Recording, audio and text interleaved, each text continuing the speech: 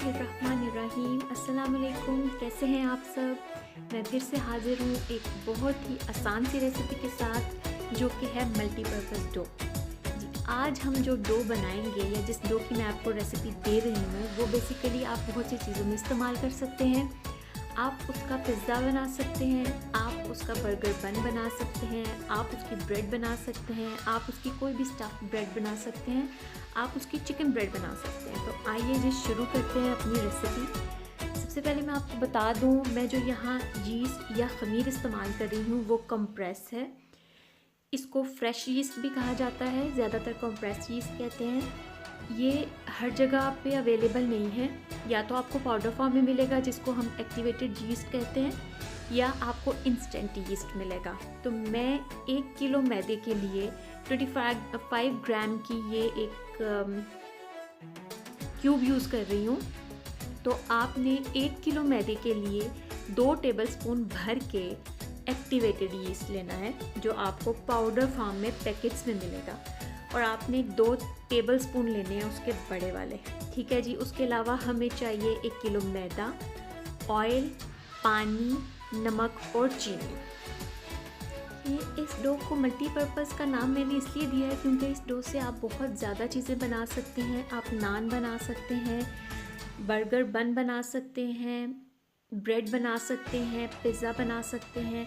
बस आपको इतना ख्याल रखना है कि अगर आपको अपनी हर चीज़ की बेस में या क्रस्ट में या ब्रेड में थोड़ा मीठा ज़्यादा पसंद है तो आप चीनी ज़्यादा कर सकते हैं। मैंने 2 चम्मच चीनी और 1 चम्मच नमक के हिसाब से रेशो ली है इनकी, तो आप चीनी ज़्यादा कर सकते हैं अपनी मर्ज़ी के मुताबिक। अब हम डो गूंदना शुरू करते हैं। सबसे पहले मैंने यीस्ट को इस तरह मैश करके इसमें पानी, चीनी, नमक और ऑयल डाल के इसको मिक्स कर लेना है। देखिए, अगर आप लोग एक्टिवेटेड यीस्ट यूज़ करते हैं तो आपको पहले, अगर आप लोग एक्टिवेटेड यीस्ट यूज़ कर रहे हैं तो आपने 2 टेबलस्पून भर के यीस्ट को पहले गर्म पानी में भिगो के रखना है साइड पे ढक के, और उसके बाद आपने जो है वो उसके साथ डो गूंदनी है। और इस बात का ख्याल रखें कि जो डो है उसकी जो कंसिस्टेंसी है वो आटे जैसी नहीं होनी चाहिए।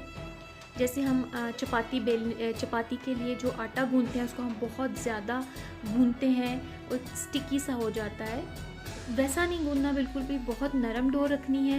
ये की पॉइंट है उन लोगों के लिए जो लोग अक्सर ये शिकायत करते हैं कि उनके नान सख्त बनते हैं, या उनके पिज़्ज़ा क्रस्ट बहुत हार्ड बनता है, या उनकी ब्रेड बहुत हार्ड बनती है। तो उनके लिए एक ये की पॉइंट है कि अपनी डो को बहुत ज़्यादा नरम रख के गूंदें। मैं आपको बता देती हूँ, बल्कि दिखाती हूँ कि मेरी डो कैसी लग रही थी गूंदने के बाद। मैंने बिल्कुल भी बहुत ज़्यादा नहीं गूंदा।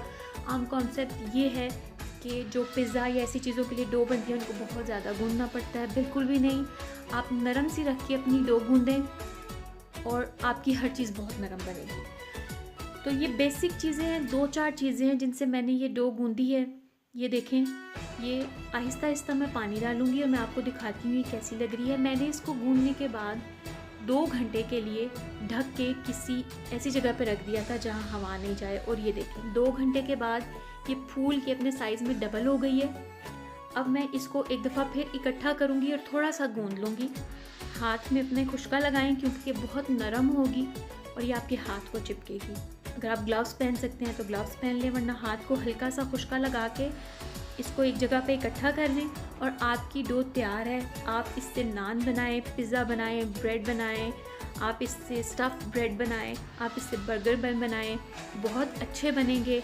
ज़रूर बनाएं, ट्राई करें और अपना फ़ीडबैक मुझे ज़रूर दें। मेरे चैनल को सब्सक्राइब करें और मुझे बताएं कि आप और क्या देखना चाहते हैं, ताकि आने वाली वीडियोस में आपकी मर्ज़ी के मुताबिक बनाऊं।